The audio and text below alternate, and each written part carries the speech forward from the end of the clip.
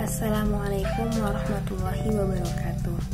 Perkenalkan, saya Adelia Kirena dari Program Studi Pendidikan Fisika Universitas Sriwijaya dalam mata kuliah Manajemen Berbasis Sekolah yang dibimbing oleh dosen kami, Bapak Sudirman SPD MSI.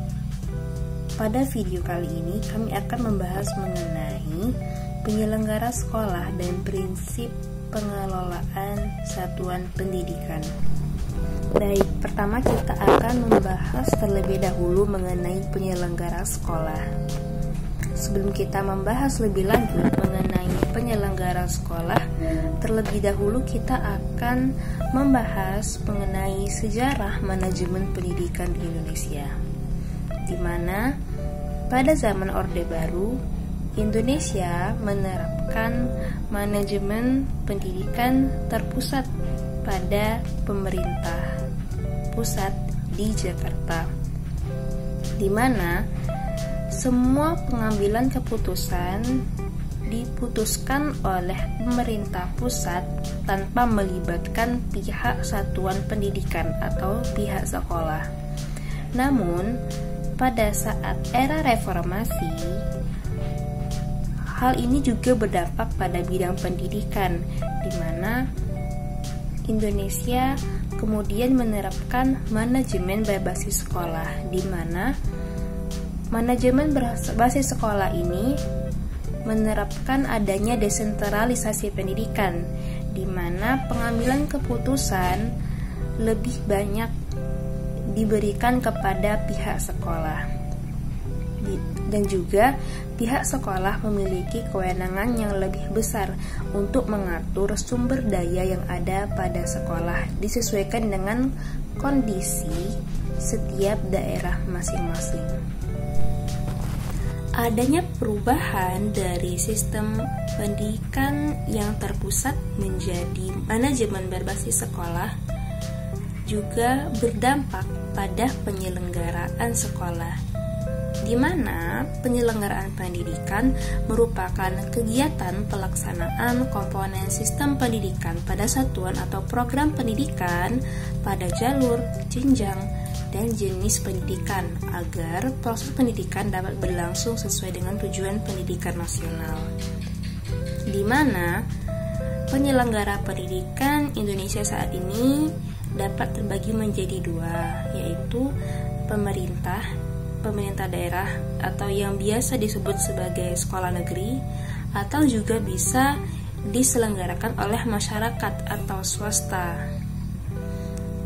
di mana nanti penyelenggaraan pendidikan ini akan terfokus pada satuan pendidikan tersebut yang disesuaikan dengan jalur, apakah itu formal atau informal, kemudian juga disesuaikan dengan jenjang, apakah itu jenjang PAUD, TK, SD, SMP, SMA, dan juga jenis pendidikannya.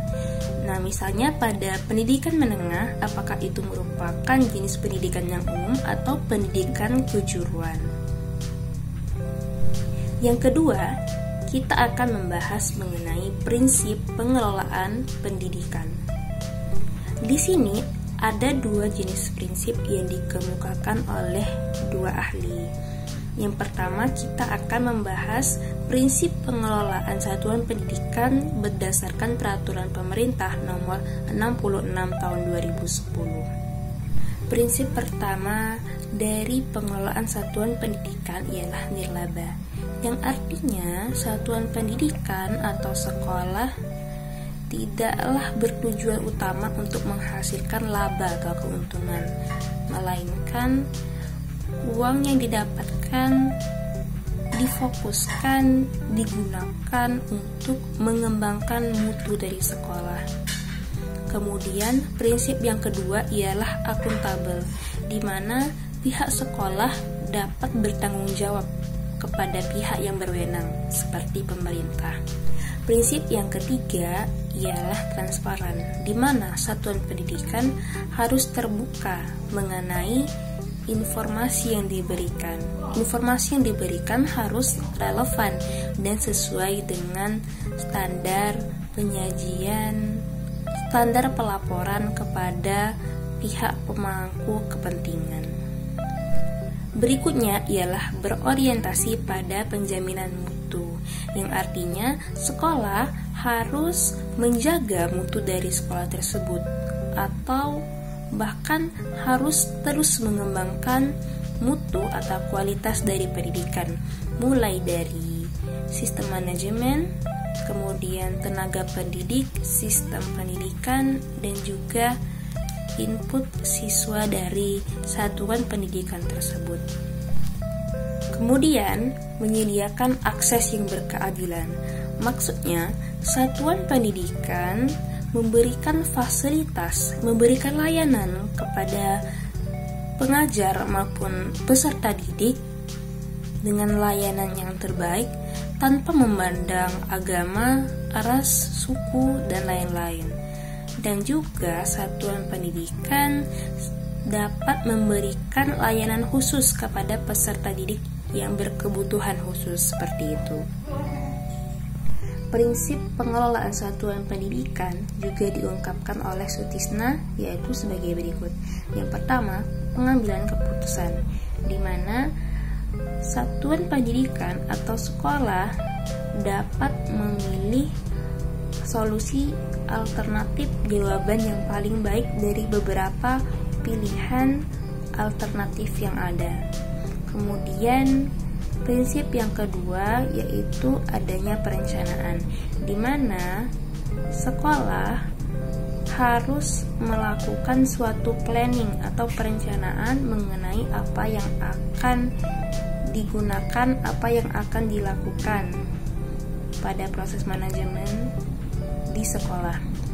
Kemudian juga ada prinsip pengorganisasian, di mana setelah melakukan perencanaan, pihak satuan pendidikan melakukan pengorganisasian pada pihak sekolah dengan mengatur job desk atau fungsi dari masing-masing jabatan atau struktur organisasi dari satuan pendidikan. Dan juga setelah itu adanya komunikasi antara struktur organisasi tadi, dan juga adanya koordinasi kepada dari pihak struktur organisasi antar struktur organisasi seperti itu. Adanya komunikasi dan koordinasi.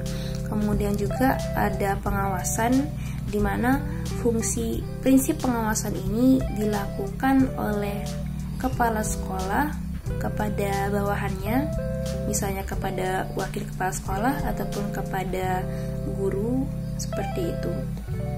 Dan yang terakhir adanya prinsip evaluasi, di mana kegiatan manajemen yang telah dilakukan tadi dilakukan evaluasi untuk selanjutnya diketahui apa kekurangan dan apa yang bisa diperbaiki untuk meningkatkan lagi mutu dari manajemen sekolah.